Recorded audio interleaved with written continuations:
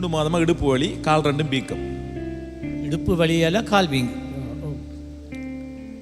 இயேசுவின் நாமத்திலே, இயேசுவின் நாமத்திலே, in the name of Jesus,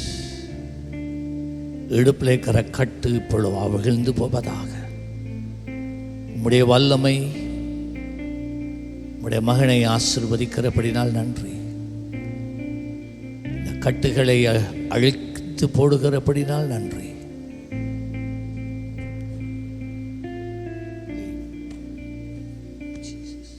check பண்ணி பாருங்க. என்னவா இடுப்பில் கை வைக்கக்குள்ள உணர்வு வந்ததாம். அப்போ நல்லா இருக்கும். நல்லா இருக்கு. இப்போ God bless you.